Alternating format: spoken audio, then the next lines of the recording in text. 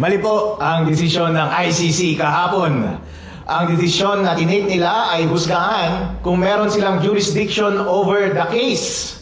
Meron pong isang dissenting opinion at majority ay sinabi nilang meron silang jurisdiction over the case. Pero ang tamang desisyon po ay yung isang na-dissent, si Judge Gotche, Lord Chimpanche.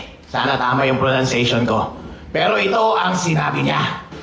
Sabi niya, nung nag-withdraw tayo mula sa Rome Statute noong 2019, ay wala ng jurisdiction yung ICC noong 2021. Ano ba yung nakalagay doon sa batas? Sabi, merong residual jurisdiction yung ICC for any matter under consideration by the court. Under consideration by the court. Sino ang court? Yung judge ba? Yung prosecutor ba? Yung clerk of court? Or yung staff? Sino? Yung judge, hindi ba? Kapag nagsabi ba yung prosecutor, ito ang gagawin nyo, action ba yun ng korte o action ng prosecutor? Action ng prosecutor. Kapag sinabi ba ng clerk of court o ng staff, ganito ang gagawin natin, action ba yun ng court? Hindi action yun ng court. Ang tanging authority lang na pwedeng gumawa ng action ay yung judge. Kaya noong 2021, doon lamang nag-act yung mga judge. Doon lang nila inauthorize ang investigation 2021. So doon lang kinonsider ng court yung matter. Pero, member ba tayo nung 2021? Hindi. Dahil nung 2019 pa lang, hindi na tayo member. Parang corporation din yan eh. Ang sabi kasi ng majority sa decision ay, merong isang provision dun sa Rome Statute na sinasabi, the court shall be composed by the chambers, the prosecutor, the registry, and the presidency. Sabi nila, kasama sa court yung prosecutor. Tama ba yun? Mali yun. Dahil ang korte ay yung judge lamang. Ano ang kapareho niyan? Parang korporasyon lang yan ng Pilipinas. Ano ba ang isang korporasyon? Board of directors, employees, director and officers, staff. Kapag gumawa ba ng hakbang yung staff, or yung empleyado lamang ng korporasyon, gawa ba yun ng korporasyon? Hindi. Hindi po. Dahil ang authorized lang na pwedeng mag-act on behalf of the corporation ay yung board of directors. Ganon din po doon sa ICC. Kahit sinabi niya na kasama sa court yung prosecutor, yung registry at yung chambers who are the judges, ang authorized lamang na gumawa ng act on behalf of the ICC is yung chambers.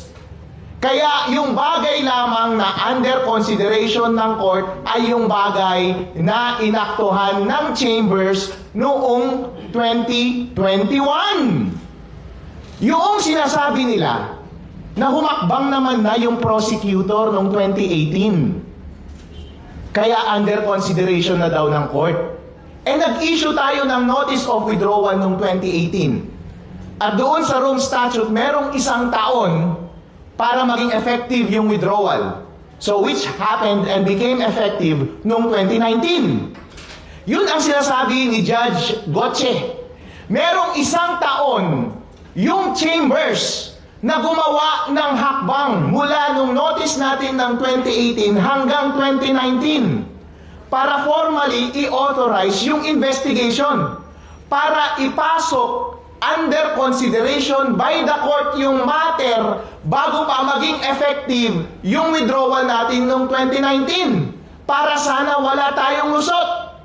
Pero hindi sila gumawa ng hakbang between 2018 and 2019 at 2021 lang sila gumawa ng hakbang. Kaya hindi sila pasok sa window. Kaya kapag sinasabi ng batas na meron lamang residual jurisdiction yung ICC for any matter under consideration by the court, ay yun lang dapat yung mga matter under consideration noong gumawa ng hakbang yung chambers noong 2021. Hindi ko lang po opinion yun.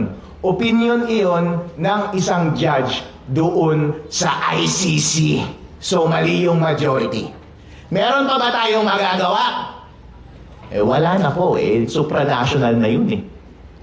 Binigay nga natin yung jurisdiction natin para tayong tanga eh. Yung Supreme Court nga natin, hindi natin pinansin, diniretso kaagad natin doon sa ICC. Pero alam niyo po ang solusyon dyan? Gayahin natin yung Amerika. Meron silang tinatawag na The Hague Invasion Act. Dahil alam ng Amerika na weaponized itong ICC para i-undermine yung political jurisdiction ng mga state.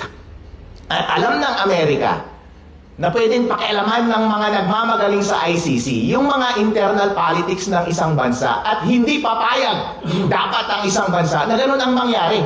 Kaya gumawa sila ng The Hague Invasion Act para kapag kahit na isang politiko mula sa Amerika ang arestuhin ng ICC, ay authorized ang military ng United States to do any means para bawiin yung politikang Amerikano na yun pabalik sa Amerika.